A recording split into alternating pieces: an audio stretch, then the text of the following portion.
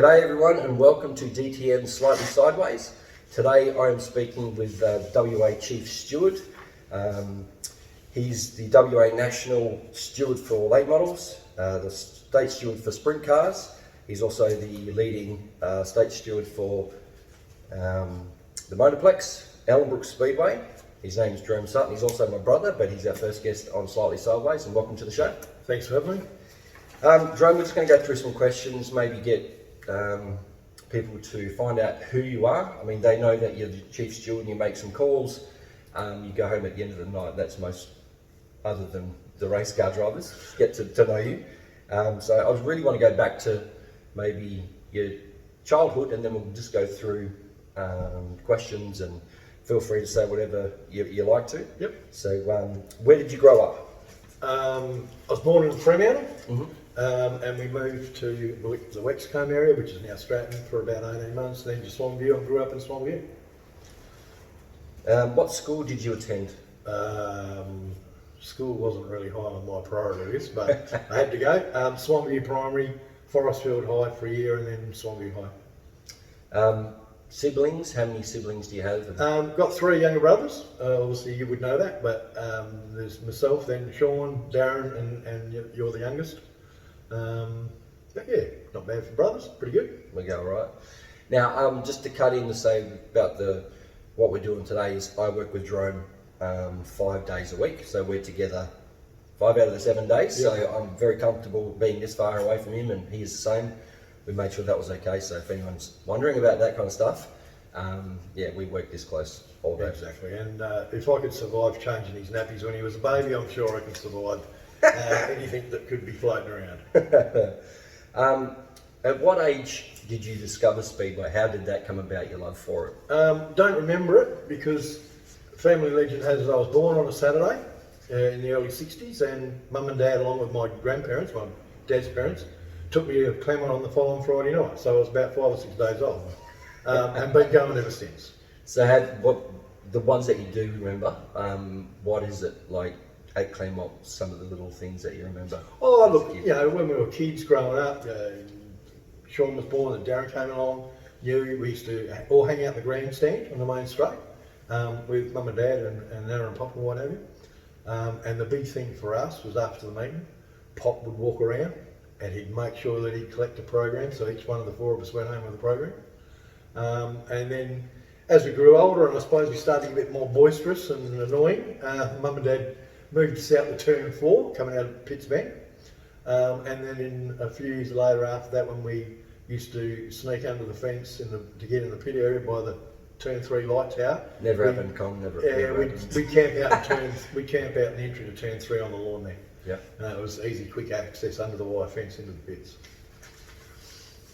What drew you to Speedway? I mean, obviously you went. What was it that actually drew you and think, you know, for life, this is my sport? Oh, I just love the cars and the competition. Yeah. The whole atmosphere. As you get older, people's memories of things become a little bit more embellished, and sometimes they remember things better than what they really were. But just walking through the pit area and around the speedway, the smell of methanol from the cars, the fuel from the bikes, the atmosphere. It had an atmosphere, and it was also a closed-in type of place. Yep. And it just gave you a bit of a buzz when you pulled up at that front gate. It's a ticket box to get in, whether you were paying to get in or whether you were hiding in someone's boot to get in. It was just the competition in the cars and the noise and the bit of dust and just the whole show. It was a show. For me, Motor Speedway and any forms of motorsport, and I follow them all, it's always been about the show.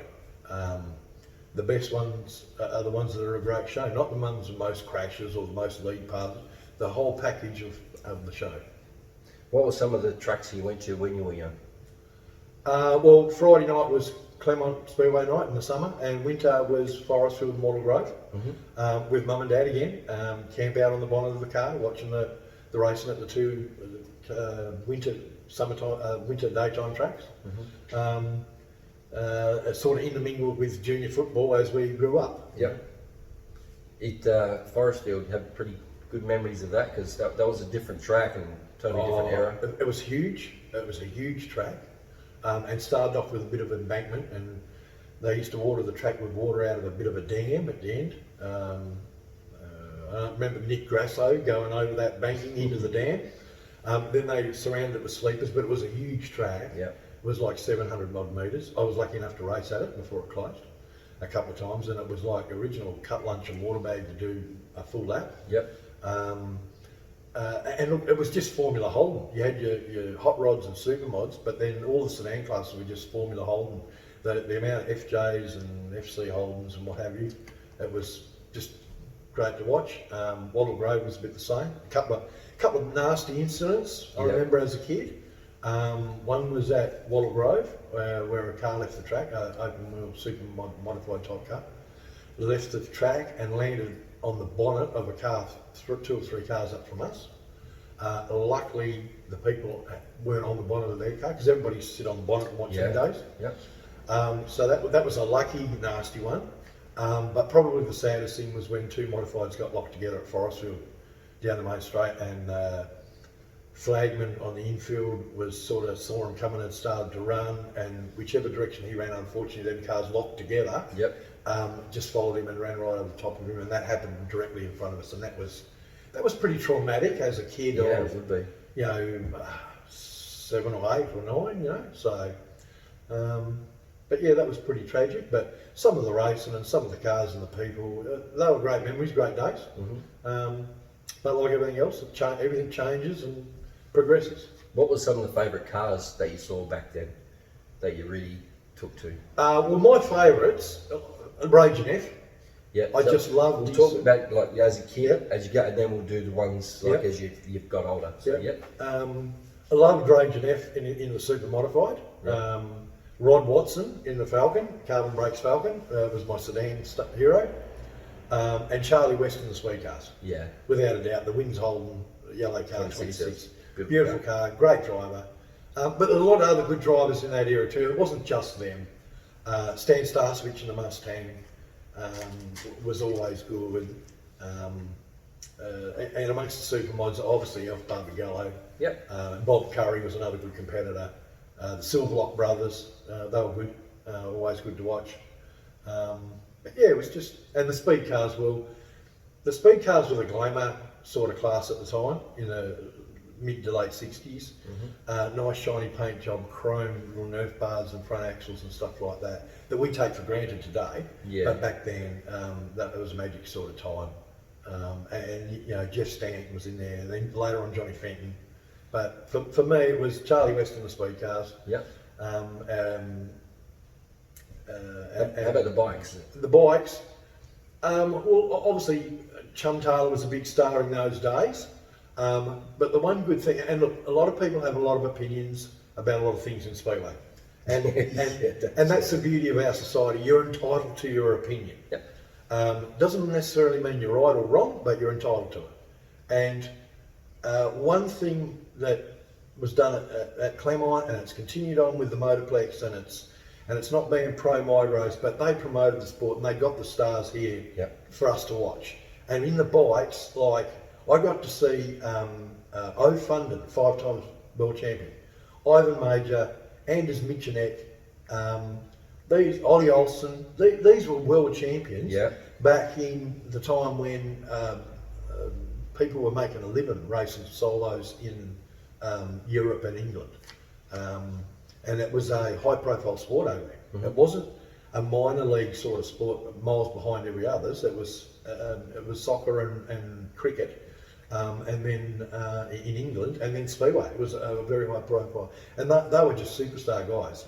We see someone pop a wheelie on the bike track at the Motorplex or Pinja, and we go, oh. But these guys, and this is no exaggeration, they would come out of the corners, riding around the corner on their back wheel, passing other bikes. They were just sensational type of riders, and I suppose I was born in the right time. Yeah, lucky era to be born. To be able to see all these type of people. It was just magic.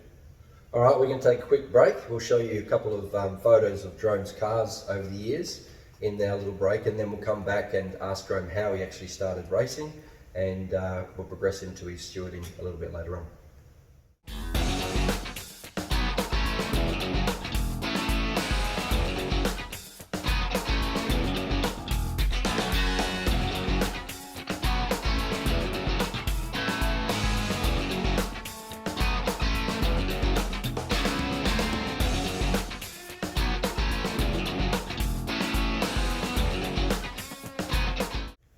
Welcome back, everybody. We just had a little short break. Just going to continue on talking to Jerome about his career in racing and stewarding now. And how did it start that you went from being a fan at all these speedways and watching your heroes, and then actually racing? The old man built welded up a super modified frame for a guy that raced at Forest by the name of Clive Edwards. And Clive had an old car there with a Dodge, flathead Dodge in it. And that was sort of the trade-off. The old man did all that sort of welding for him, and he got the Dodge. Anyway, he brought it home, and we started mucking around the shed, and was always going to race it for a couple of years, mucking around with it. We sort of realised that the Dodge wasn't going to be the way to go, and went with the red motor Holden. And by this time, it was the four brothers and the old man, and Mum thought it was pretty good exercise for bonding. The old man and the boys playing around the shed with the car. Anyway, we eventually got it pretty ready to go racing, and it was a super modified with spring card bonnet, nose on it and what have you, and tail. And Greg Brown was a good mate of the old man's, worked at West Row with him, and he raced at Claremont, in Forestfield. He had a Capri with a V8 in it originally, and then we had a Mazda, number 78 Mazda at Claremont. And his father-in-law was president at Northern, the old Northern Speedway, not the current one, yep. On that site, but the original Speedway there. And convinced us we're going to go. Anyway, that was fine. We were going for the open meeting of the year, and it was about 3 weeks out. And Mum sort of thought, well, shit, this is getting a bit serious now. No, it's not going to happen. It's too dangerous. And so we devised a devious little plan where the four of us and the old man just gave her the silent treatment. And that went on for 2 weeks till she eventually relented and gave in. And we went, and the old man raced that first year, and then the second year I brought FC Holden stock production, which was the forerunner of the street stock, from Peter Collins, who was the club champion at Northern, lived in Midland. Paid the princely sum of $150 for the complete car, with 2 spare engines, 3 or 4 gearboxes, and 1 million wheels and tyres and axles. That'd be nice today, wouldn't it? Yeah, it would be. And and then I brought it home. Got someone else to tow it home because I wasn't old enough to have a licence. And How old were you then? 15, I think, when I brought it. Yep. And been working, and at that point in my life, the whole idea was to get out of school as quick as I could, earn money so I could buy a race car. And anyway, got it towed home. Punky Peter Collins towed it home for me. Anyway, the first thing Mum said is, "What do you think you're doing?" I went, "What's that?" I said, "Well, it's my race car." And she went, been horrified. "That ain't going to be happening." And I said, "Well, yes, it is." And after about 3 seconds of argument, it was unloaded, and about a week later, Mum said, "I'll tell you what, I'll sponsor you your fuel." So she sponsored me. First sponsor was his mum. Yeah, my first sponsor was my mum, and away we went from there. Yep. When you started racing, who were some of the people that you raced against and have sort of good sort of battles and maybe learned some things in your early days? Look, I was very fortunate. I've been very fortunate right through Speedway my whole life to meet good people that were willing to help and taught me a lot of things. Very early on was a fella who I greatly admired as a competitor and then as a friend, was Brian Rose.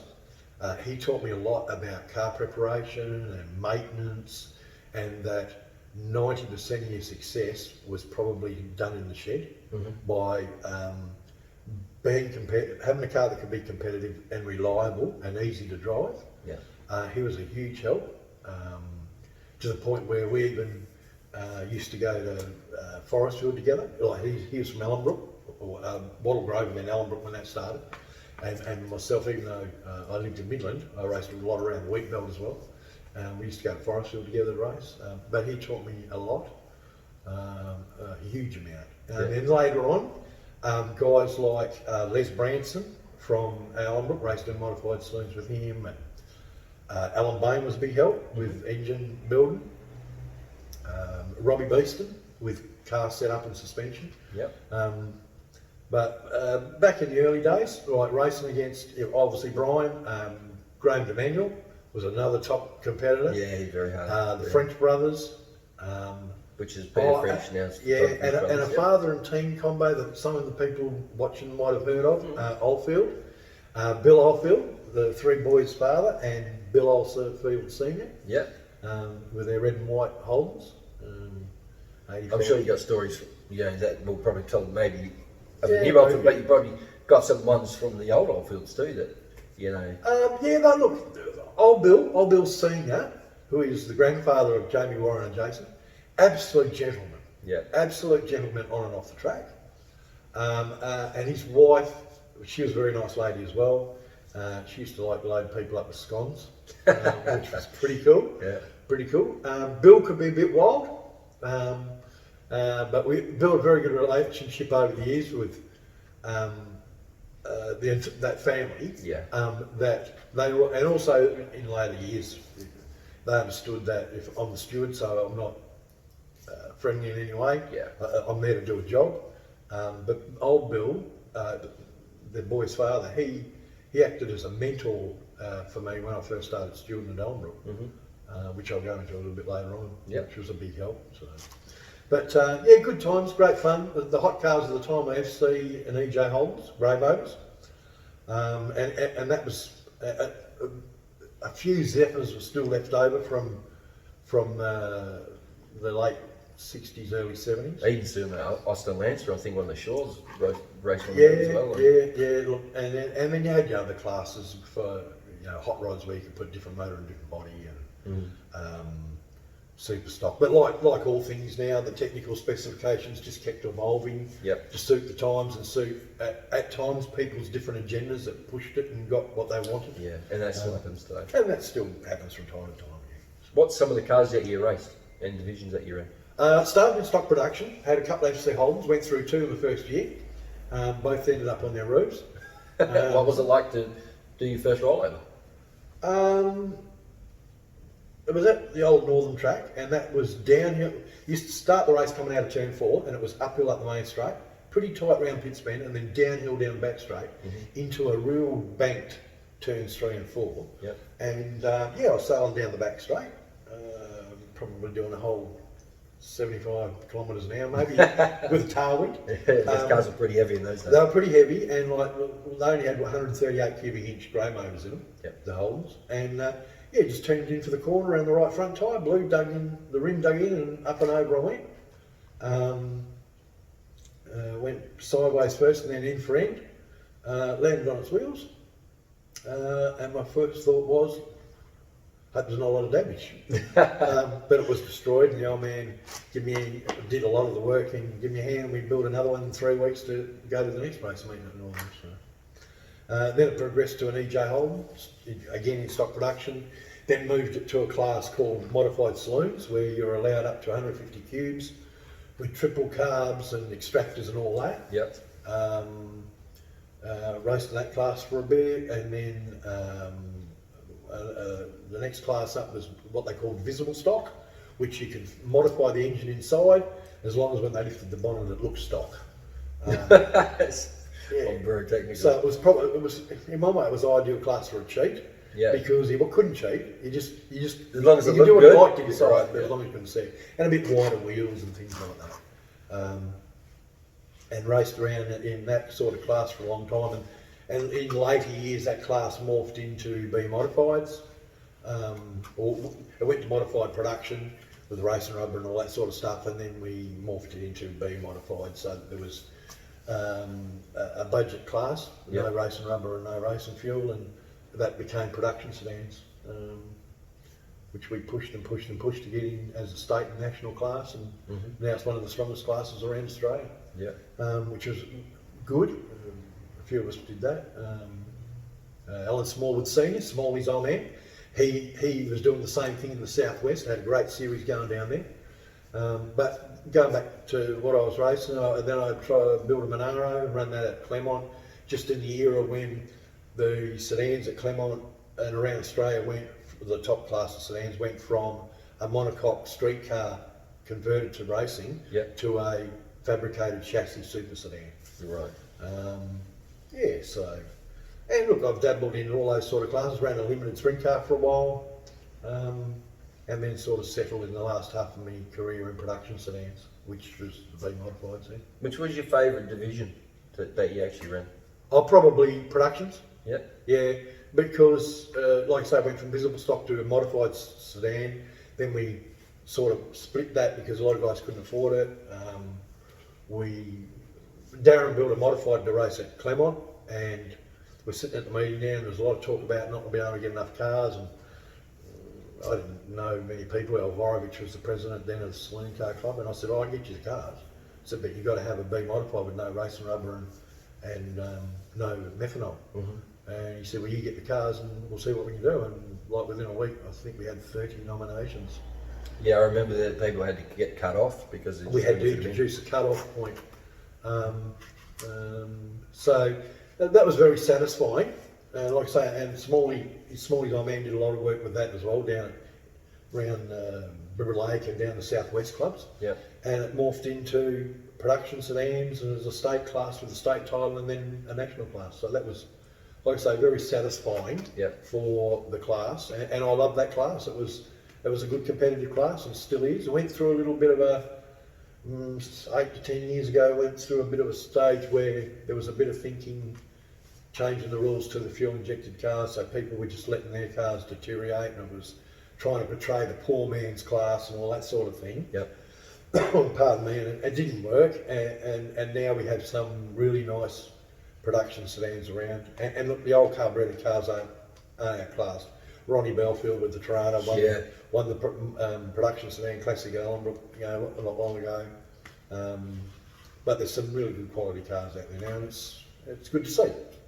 While you're racing, I know you're not the type of person that just builds your car, goes racing, puts it on a trailer, and does things during the week, and then comes back and races again the next week. You like to get involved in some of the stuff that happens behind the scenes to help the sport. What are some of the other things that you've done while you were racing, before we get into the student stuff, and probably a little bit of that as well while you're racing, but some of the things that you did at the same time? In the early days, the first year or two, I took up being the secretary at the Northern Hot Rod Club that ran the racing at Northern Speedway, and wrote the program and helped with the handicapping. In those days, it wasn't a ballot draw or anything like that. It went on your points from the meeting before, and you got a handicap pursuit. So the higher you were in the points, the further back in the fields you started, and that was everywhere. Ellenbrook, Saloon Car Club at Claremont, the whole place. Every track was the same pretty much. So I did that.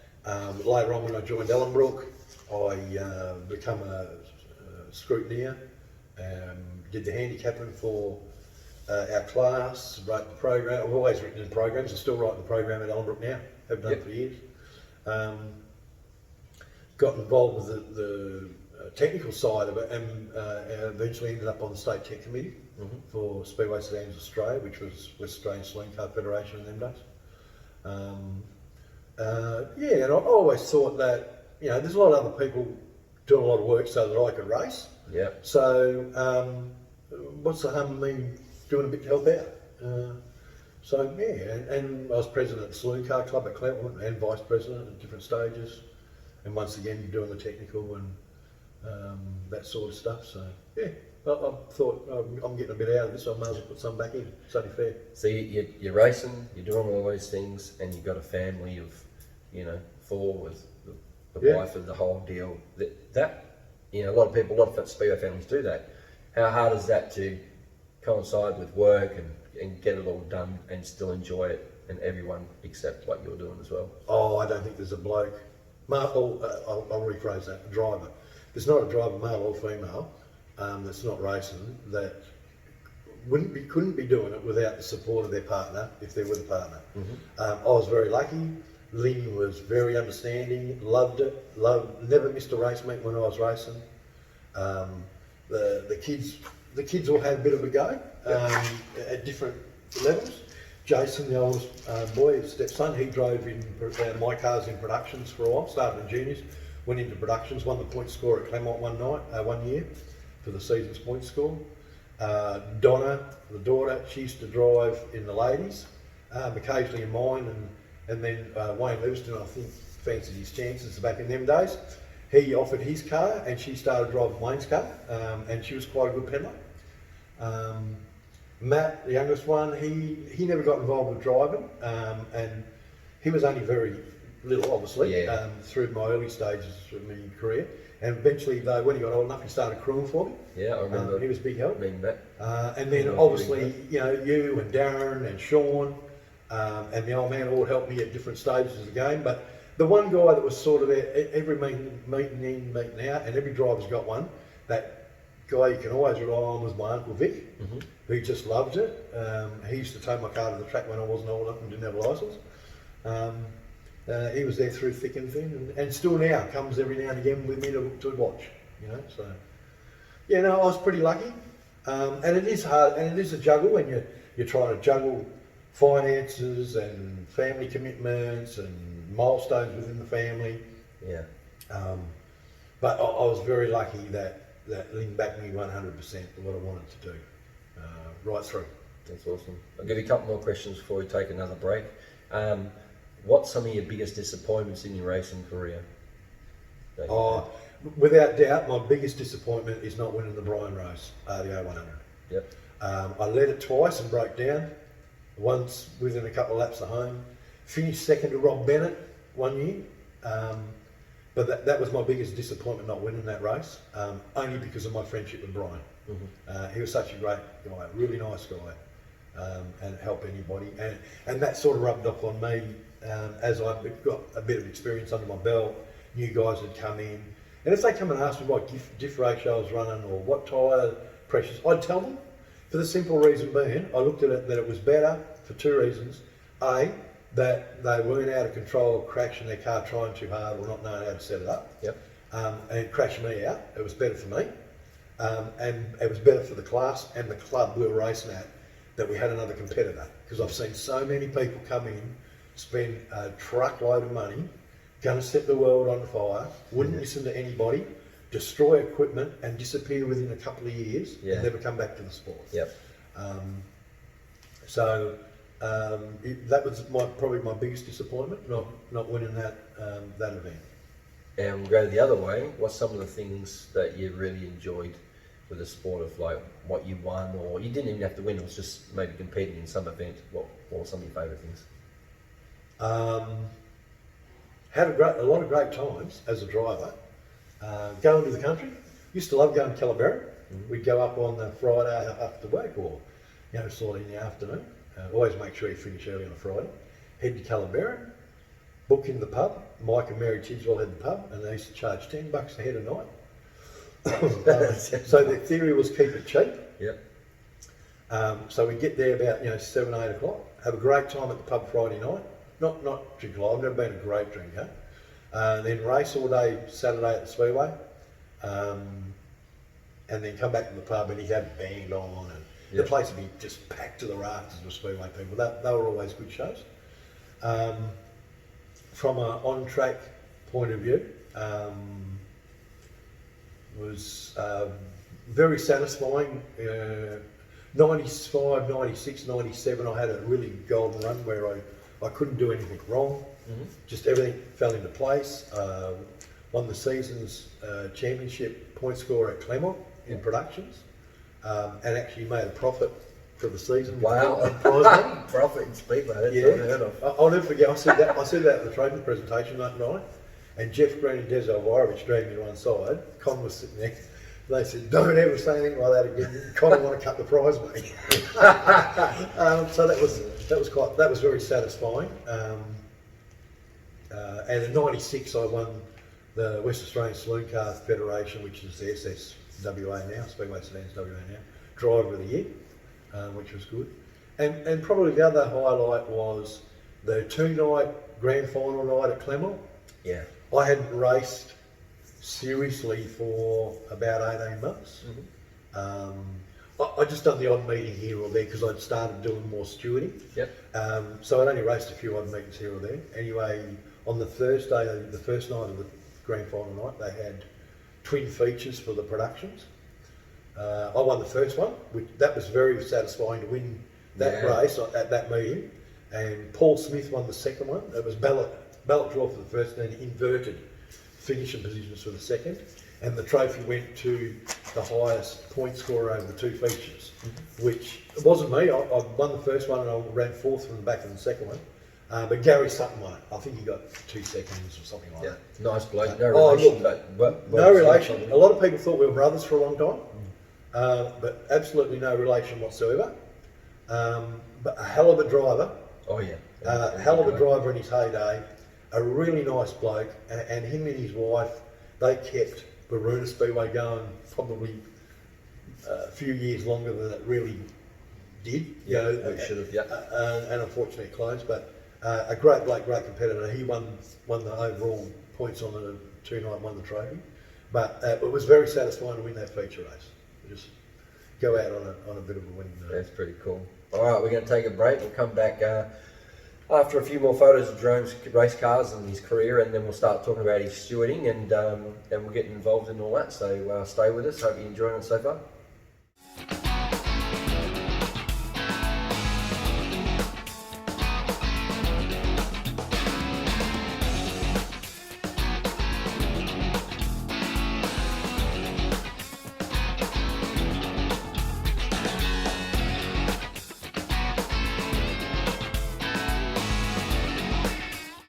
Welcome back everyone after our short little break. Hope you enjoyed looking at a couple of Jerome's cars. I just wanted to ask him when he actually finished racing before we get into his stewarding. You could probably say I never have finished.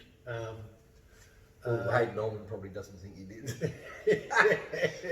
I had to drive a Warren's street stock in mechanics, a couple of mechanics events at Albert this year, well last season for a bit of a laugh.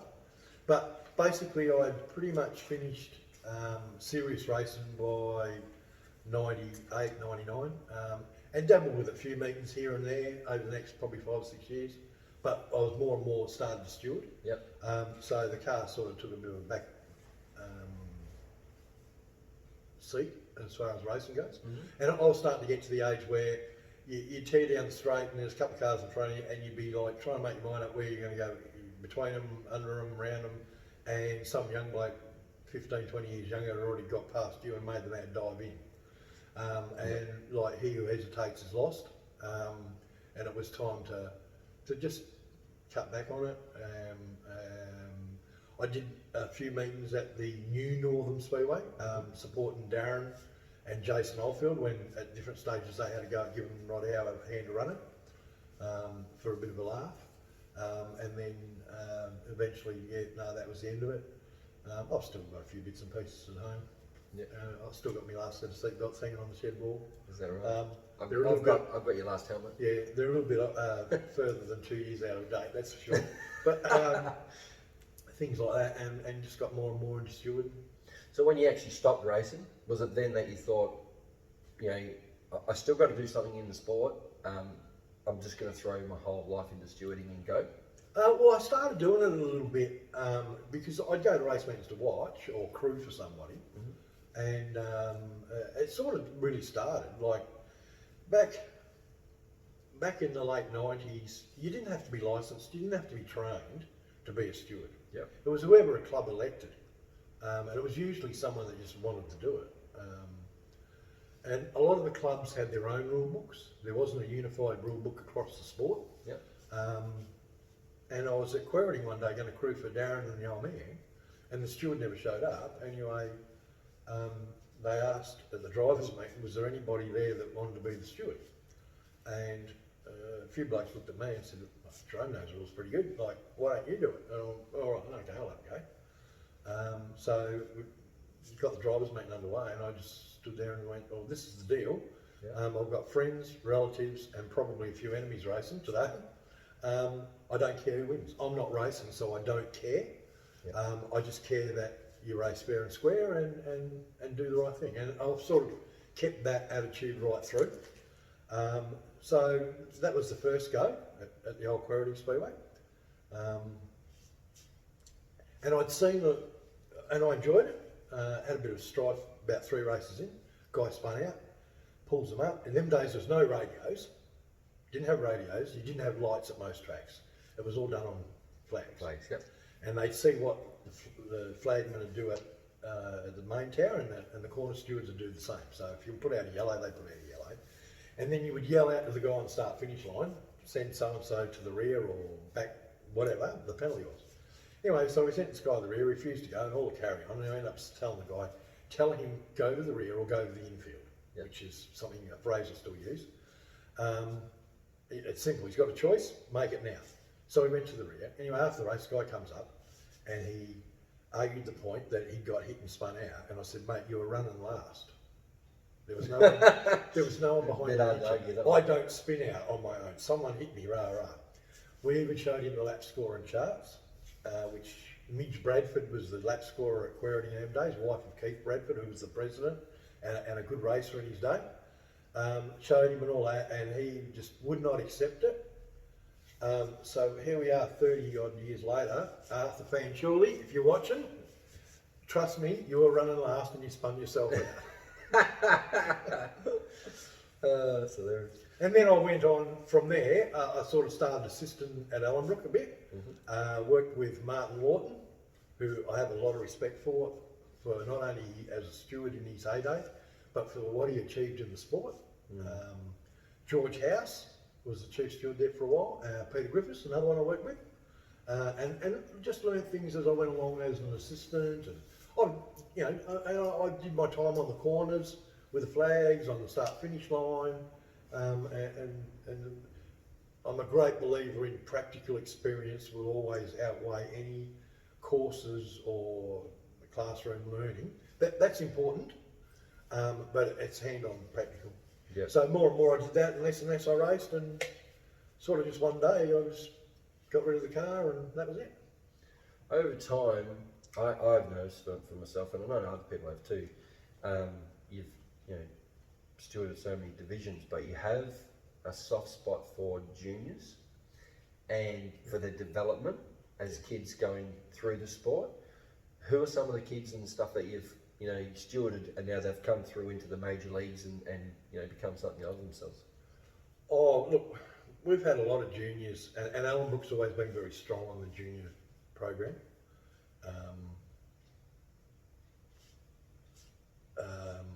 And it's been about working with the parents. When I was racing, I remember never forget one day at Ellenbrook, there was, and in them days there was no safety fence at Ellenbrook. There was a sand trap around the track, and then drums, and obviously the pit area. Excuse me, 2 seconds. I'm just going to pull that, make sure that you've got enough. Yeah. And then the pit area. There was no pit gates, no nothing. Anyway, there was a stoppage in a junior classic, and with that, somebody was going to the rear, coming to. Anyway, the father of that kid didn't like it, so he ran out on the track, and because he's telling his kid to go back in his spot, other parents started going out to tell their kids, don't let him back in and run. And this turned into a debacle with about 50 parents out there. Wow. Ken Finlay, who raced hot rods and promoted that class for a long, long time. He was commentated at Northern as well for a long time. He was the track curator, Nuts Finlay, and he got the grader out and started pushing them off the track, because this went on for nearly half an hour. And I knew juniors would be a big challenge.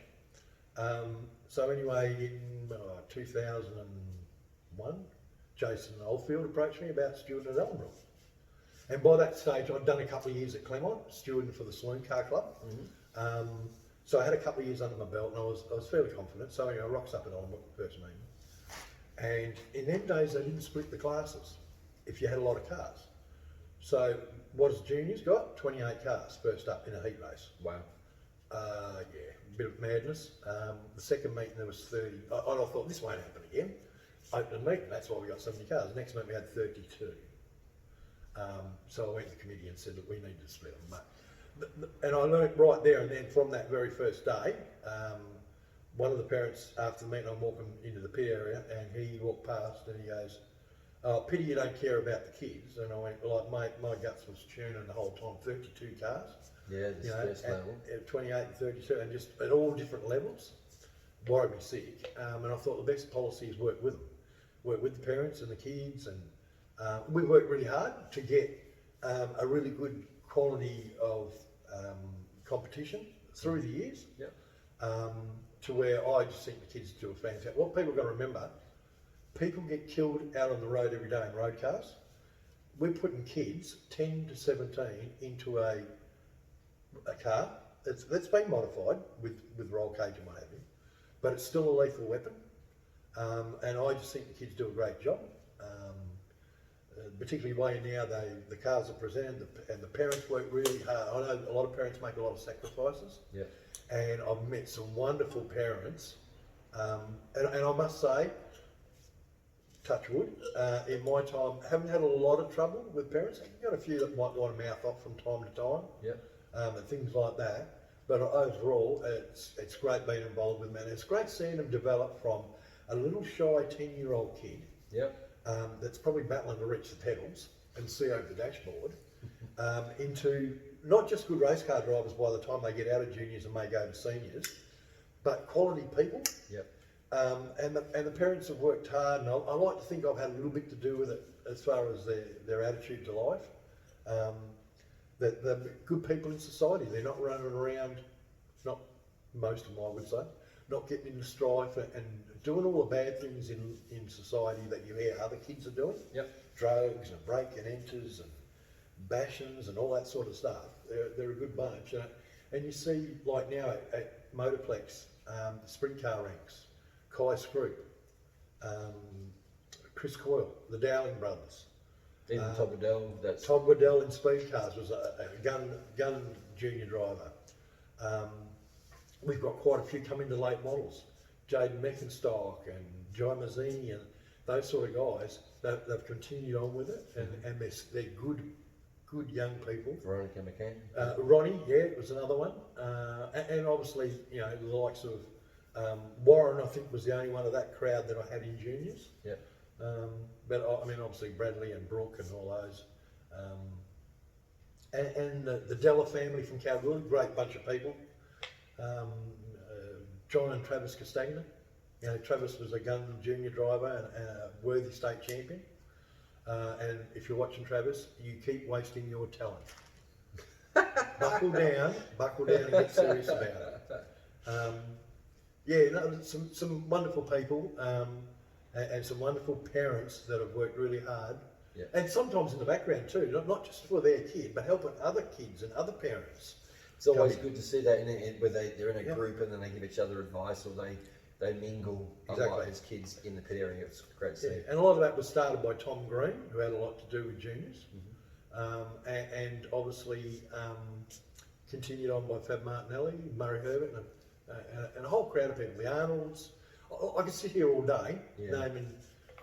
I must have probably, in 20 years as a steward at Ellenbrook alone, I probably would have seen probably 600 or 700 kids come through. Great to see. Now, we're going to the kids. I'm just going to touch on late models because, you know, obviously you steward a lot of divisions, the sprint cars and all that, and we'll get to a couple of them, but late models have come from really 97 when they were developed into the system through Claremont and AJ Nolander and Blake and all that kind of stuff, and they've grown. And they got to a certain level and they stayed there, and then everyone was waiting for them to develop. When you came along and basically, I think, I won't say do a deal, but they almost said to you, hey, do our division and we want you to be hard on us, get us where we need to be, and they've grown massively. How do you find that your relationship with the late models as a group at the moment? Oh, look, when I first saw them, I went to Motorplex for a look, and Alan Butcher won the national title that night. And I thought, what a disorganised rabble, just stoppage strewing, wrecking cars, and I'm thinking, here's a bloke never been to the place in his life, rocks up. 400 years old. Yeah, exactly. And look, Alan was a great driver in his heyday, seen him earlier in his career. Absolutely. Just wiped the floor with him. And then I watched him again 3 or 4 years later. Bruce Trenneman won the state title, and it was still just nowhere. And I didn't have any real interest in them as a group. And then about 2007, a committee approached me about being their steward. No worries. So I got involved with them. Mainly they run at Motorplex. Sort of just got involved as their steward, and working with Keith Mann, who was the steward at Motorplex at the time, to try and clean them up. And it come to a head late in the season. There was an altercation in the pit area between a couple. and I wanted to give them a holiday, and the committee carried on and said, I can't do that, we need the cars for Bunbury the next week. And I said, well, needing cars for the next week's no excuse for what went on. Yep. Rah. Anyway, at the end of the season, I thought, this mob aren't for me, I'm stepping away. So that was fine. They got someone else to steward them for 12 months, and then Michael Holmes took over as the chairman, and he approached me again and said, look, would you come back and have another crack, because we need to clean it up. And I said, yeah, that's fine, but I can't have committee interfering on those sort of grounds. I'll work with committee, no problem at all. But if you want me to clean it up, there's going to be some pain for some people, and there's going to be some arguments. But as long as the arguments don't get out of hand, so firm but fair was your. I'm happy to wear it. And yeah, we did. We went from there. There was a few suspensions dished out, and a few. You're at the rear till further notice. I brought in a rule that if you took someone out during a race in a crash, that and you were able to restart and they couldn't, well, you're going to the infield with them. You wrecked them, so why should you get to restart? And look, to their credit, the committee and the drivers over the years have responded to that. Here we are, 2020, and we're 12 or 13 years down the track, and I think we have a very good product. My relationship with them, I think, is pretty good. They know I might make a decision and penalise them, and they might not agree with it, and they can have their say to me, and we'll talk about it. And that doesn't necessarily mean that I'll agree to it. And sometimes I'm smart enough, I've been around long enough to know I'm not always going to be right. Yep. I get that split second to see you make a decision. Sometimes I'm lucky enough at the Motorplex to get a replay, but 90% of the time not. And other tracks you don't get a replay at all, so I can only go on what I see at the time. I think they respect me and they think I'm fair. I'm hard but fair. The reason I'm so hard is because we can be so good. On a good night, we are just sensational. We went to Albany this year. 2 nights, the 2A mains were 30 or 40 laps. One night non-stop, the other night 1 stoppage. All but 1 or 2 cars finished. Yeah. Some of the heat racing at the Motorplex has just been 4 or 5 wide, just insane. And they know I'll get hot under the collar when they're acting the fool or doing stupid things, because I know how good we can really be. Yeah. And we've gone from being good 10% of the time to now we're good 90% of the time, which is pretty satisfying because they're great to watch. Yeah. Great to see and listen to. And the crowd, when I talk to people, everyone used to just say sprint cars, and now they're sprint cars and animals. They're both up to the top level, so which is awesome. One thing I was going to ask is, you've probably got the hardest job, like with the track curator as well, because he's never going to be right. Someone's going to love the track, someone's going to hate the track. If you win, you love it, and if you lose, you don't like it. With your stewarding, you're probably disliked in a lot of ways, not personally, but on the night, because someone gets penalised, or why didn't he see that? And one thing I wanted to just express to people, and I've been up in the box with you and I've helped you out a few times doing some stewarding and spotting, and whether it's in the Motorplex or Bowenbrook, and you have a 24 car field, and you've got, say, we'll just use late models because we're just talking about them, but you have, say, leading Kai Blight, you've got Blakey there, Mark Jean Kohler and Craig Vosberg into the top 4, right with each other. Then you've got the next group, and it might be, say, Ronnie McCann and so on and so on. Then you've got position 18 and 19. Squabbling over spots down the back, soon to be lapped in the next lap or 2. Something happens between them, and then I go into the pits later on and someone says, oh, your brother, or, the steward, doesn't matter if you're my brother, he didn't see, they turned me around, and I'd say he has one set of eyes that tries to see 24 cars going flat out at all times.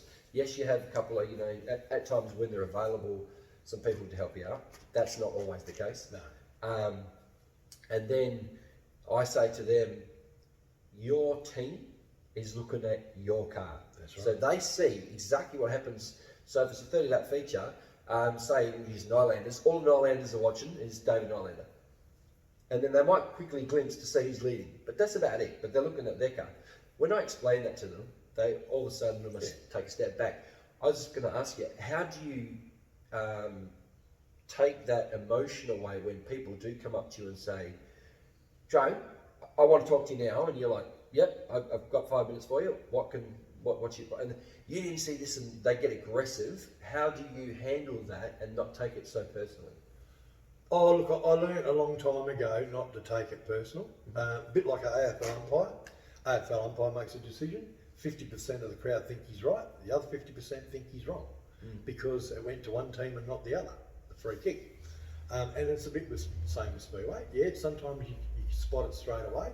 The bigger the field, the harder it is. But in saying that too, I think it's great that some of the field size limits have been increased. I don't like leaving cars in the pits for the A-mains. They made the effort to get there. And okay, they might have had a bit of bad luck, or they're just learning, or they're really struggling with setup. But nothing makes up for laps. So if you can get them out there and get laps on them, then it's better for the class. As far as dealing with the conflict, you're 100% right, because when I was young and standing in the crowd and watching, I'm just watching who my favourite is. Yeah. And you occasionally glance around to see what's going on, and you go, oh yeah, well they're going pretty good. But there's always going to be stuff happen that you don't see, because you cannot watch 24 cars at once. Or even 8 or 10 can be a bit hard. If you've got 2 cars fighting tooth and nail, swapping spots for the lead, late in the heat race, you're going to watch them and not watch what's going on in 7th and 8th. Yeah.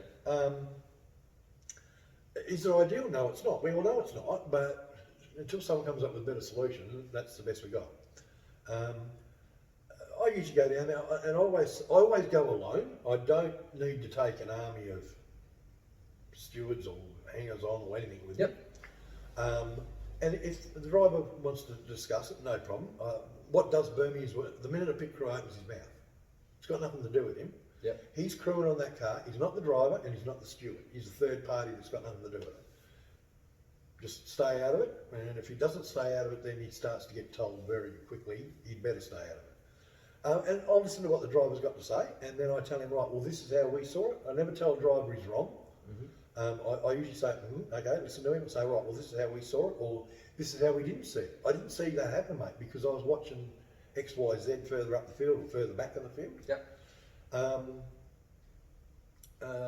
And it's not always about why someone got penalised. A lot of times the guys will ask why someone else didn't get penalised. Same again. Didn't see it because I'm trying to watch each another.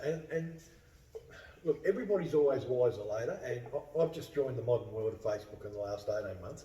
So I get to see a bit of footage on the Sunday and the Monday.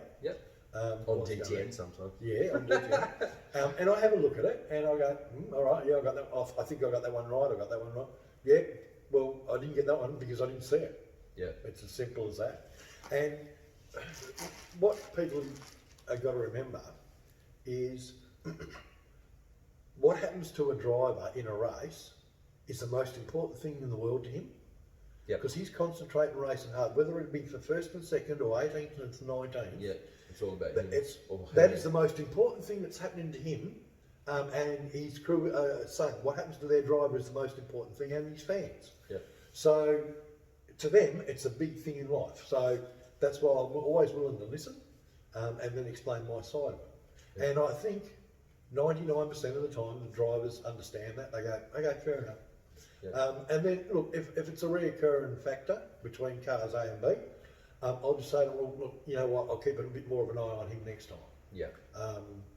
And in late models, the guys know the guys that I keep a good eye on. Because they are involved in a lot of incidents. And incidents on the track, I believe, 99% of the time are accidental. The guys don't mean to run in the back of someone. They don't mean to pick them up coming out of the corner and turn them around. They've jumped on the gas a bit earlier, a bit harder than the guy in front, tagged him. And that's fine when they've got the brains to back off, back out of it, cut a bit of slack, like, well, he's a bit slower than me, or his car's not handling as well. The problems arise is when they, like a bull in a china shop, and they keep going with it every week, every corner. And in all classes, not just like no, that's it. All classes are the same. sometimes you have, and people may not know that the races do, and this is to do with the fans as well. That's what DTN is about, to explain some of the stuff that Jerome was talking about. But sometimes you have more than one rule book. You might have 3 type of rule books depending on the night of all the different divisions. Each division has different rules. Some divisions have a rule for their, say, division, and then the Modeplex or A-Track, I'm just going to use Modeplex, have subsidy rules that they chuck in as well. Yep.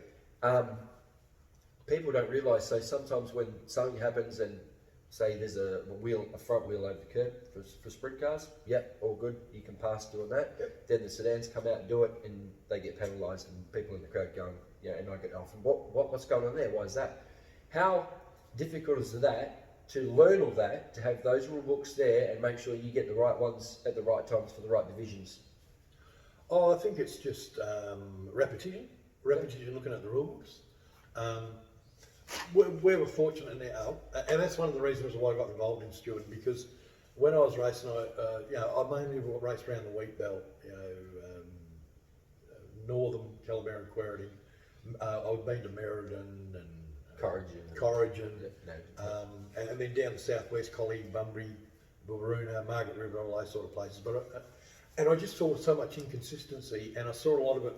Because of the rule books. Each in them days, a lot of the clubs had their own rule book each, so there was always that little bit different rule, and also the inconsistency amongst the stewards.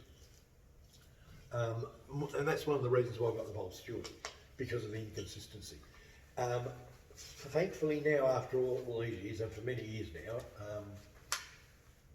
most tracks have gone to the Speedway Australia book for all the sedans.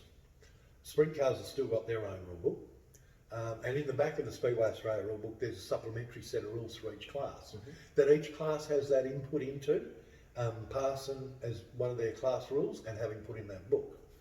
The problem rides from a lot of the drivers look at the rule book, they never read it, and 99% of spectators would never have seen the rule book. They're going off what the commentator might say. Yep. And some commentators are very good and clued up with the rules, some aren't. Yep. And that adds a bit to the confusion and the and sometimes they do that to create, Oh, something action as well. yeah. So it gets the crowd pumped up, which might not be the right information, but it gets everyone fired up. So trying to distinguish with the books has got easier as the years go on. A, because they've become more in line. B, because you become more experienced. It's like learning to ride a bike when you're a little kid. At first you got trainer wheels on, then you got them off and you're really slow. And then by the time you've been on a bike by the time you're 10 or 12 years old, you can tear around like a lunatic on your bike and you're right, So it's a bit the same. You just repetition and because I steward so much, I steward between 44 to 48 weekends in a year out of 52. That's amazing. Yeah, the repetition. Like you follow the late models and the sprint cars around in their summer series, and obviously the Motorplex, then SSA titles, both state and national. Then in winter, I've got Ellenbrook. I used to do Calabaran, but I dropped that a couple of years ago, just had a bit of what I thought was going to be a break. But then I'm doing Port Hedland and Karratha and Broome and places like that during our winter, which is their summer. So yeah, it's repetition, and look, the driver's knowledge of the rule book has got better. So a lot more drivers are paying attention to it. Yep. So it alleviates a lot of the pain. We'll take one more little quick break and then we'll come and wrap up the interview with Jerome. So I hope you're enjoying it. Got a lot of aspects of his life and what he's doing now in stewarding. So join us for the last segment and hopefully you get some good information on who he is and what his job actually is all about. So see you in a minute.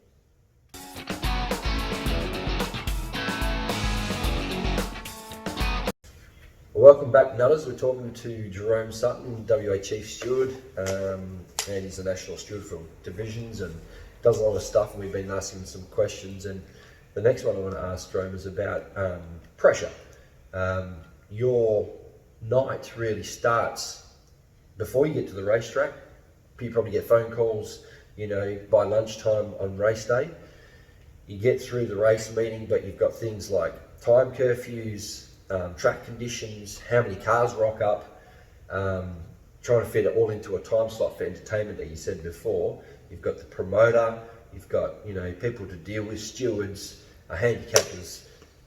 Guys, you must be like, some days like, I just want to stop, but the pressure must get to you at times too, and then other days obviously it's easy.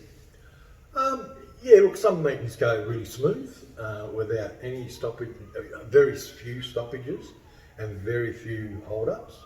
And then other ones, you just feel like nothing's going right and it's not going to go right till the end of the night, so you just adopt the policy, we just adjust it on the run. I'm very conscious that, yeah, the drivers deserve a fair deal. No ifs, buts or maybes about that. They're spending the money to build a race car and a team and race. But I'm also conscious there that the tracks, and not just the promoters, but the clubs, the club run tracks, are trying to sell entertainment to Mr. Joe public that helps their club survive, and it's a circle. You need the crowd, you need a good show, you need the competitors, so that they all keep working together for it to keep happening. So I'm very conscious of that, about putting on a good show for the crowd, because nothing's better at the end of the night, walking from the steward's box, whether it be at the Motorplex or at Ellenbrook or Collie or at Bathara. I love going out to Bathara to help out. Someone come along and just go, that was a really good night. Oh yeah, no worries, good, thanks very much. That makes my day. Yeah. Because I know that person will tell someone else, who will tell someone else, and at least one of the 2 or 3 they tell will come back. Yeah. And that's what it's all about. Because I love the sport so much, I want more and more people to enjoy it, and the ones that are going to enjoy it. But it can be a bit of a juggle, especially when it says in the rule book that the chief steward will be in charge of the whole meeting. So yeah, and this extends to people fighting in a bar. One time in Ellenbrook, I had a little kid run over on his push bike in the crowd by a car that was reversing. So that can be all traumatic. But where I've had a helicopter come in. I've had a couple of helicopter lift outs from Ellenbrook. Yeah. So it can be a fairly pressurised system, and particularly if a couple of drivers are acting up on the track and you're under time curfew and you're asking them to go back in their spot and they're dawdling around, and then they want to stop, and then they want to talk to the corner marshal, and you know, you're going to give them a bit of a serve on the one-way communicator to get them doing what you want them to do, because you're constantly watching the clock. Mm-hmm. But I'm very lucky at the 2 main tracks on the steward, obviously Ellenbrook and Motorplex, of having good people around me that we can A, work as a team, which is just marvellous, but B, also understand it's a balance between drivers' rights and looking after them and the facilities opportunity to make money, get a crowd and keep on operating. Yeah. And look, the list is as long as my arm of the great people I've worked with over the years, at not just those 2 tracks, but like when I go out to Bathara, down at Collie, Bunbury, just great people, all like-minded and all trying to do the best they can, and I always try and make sure at the end of the night, whether we've had a trouble-free, easy day or night, or a real hard slog, to thank everybody, because without everybody else doing their job, and that's the pit marshal and the division handicappers and the track crew and the push car drivers and the flagmen, I always make a point of thanking everybody, because it's not just me. I couldn't do it. I couldn't be the chief steward if I didn't have all them people helping me and working together. I don't think people realise how much you're involved with, or any chief steward, of the whole meeting, because they think that you probably just rock up to the box, the car's race, oh yeah, someone's passed over the cone, you penalise that one, and then that's it. But that is definitely not the case. So for the people that are out there that think that, Jerome's constantly on about, maybe, hey look, can you go down and have a look in turn 1 for me, there's a hole developing, what's that going to be looking like? Anthony Heelan, what's the go? Do we have time to open up the pits? Because we've got a time curfew there. There might be at the Motorplex where Gavin's saying, hey, we've had 4 crashes tonight, we've had to fix the fence drum, we've got to get it done by 10:30. Can we get it done? Do we need to cut laps? That happens constantly over the night. And Someone knocks on the door, oh, the ladies' toilets are blocked up, or the chicks aren't very hot in the canteen, or, you know, and because that's important to those people. Yeah, so that's right. you just, I'll make a note of that and I'll get it dealt with, you know, so, yeah. But look, I enjoy it. You know, I just, I wouldn't, the worst thing people can do is to keep doing the same thing over and over for the same result, not enjoying it. Yep. And I do enjoy it. So the next question is why you're enjoying it. Obviously, you're going to keep doing it. What would you do you think, at the minute, if you were like to take the point, I'm not enjoying it, I think I'm going to have a break or pack it up? Would you still be involved in the sport doing something, or would you just go off and do your own thing? I would probably do what I've done maybe 3 times in the last 30 years, and that would probably spectate. Yeah. Would you be an armchair hero, like, and say, no, why did the stewards do that, or would you just really like sit back and No, I did that earlier this year. I went to Parramatta and watched the New South Wales late model title, sprint car title, and production stand title. And look, I see a decision made, and I think, I look at what I would do, whether I do or don't. I don't verbally communicate that to anyone else, for the simple reason being I know what sort of pressure that steward's under. All the way round, you know, to keep the show running and make the right decisions and work with the crew. So I don't overly go out of the point. I get a lot of calls from other tracks, competitors or spectators, saying, oh, this so-and-so happened and the steward did this, and I always go, well, I wasn't there, so I can't make 100% say whether he's in the right or wrong. What I will say is this is the rule, right, and he's doing the best he can to assess the situation. I wasn't there, so I can't comment, but, and the same, I'm not privy sitting watching what's going on in the box up there, what sort of parameters he's working to. All I know is that he wouldn't be doing it if he wasn't trying to do his best. No, it's like on the racetrack, no one goes out there not to try and do their best and not do the right thing. It's the same with stewards. We don't start stewarding thinking, oh, well, we're going to make sure this is a wreck night and we're going to ruin this bloke for the night. 99% of people wouldn't do that. No. And you take, you know, pride in not favouring, in my opinion, I can say that, I'm not going to piss in your pocket because you're my brother who's sitting here, but that you don't favour people and that you do get some things wrong and you admit that you will. Yeah. That's part of what you do. I was very lucky when I started. I mentioned Bill Oldfield earlier on. When I first started stewing at Ellenborough, first couple of meetings I walk around the pits and Bill go, can I work? Oh, yeah. Bill wasn't racing in days, just the boys. And so what's that? He'd ask me about this and ask me about that. And then he'd say, oh yeah, I think you got that one right or you got that one wrong, right? Very good sounding board, and that became an every meeting habit. And for those of you who don't know, Bill used to hammer me every meeting, every opportunity he got to be hard on Jamie Warren and Jason. Don't cut him any slack. And the other one was AJ Nylander.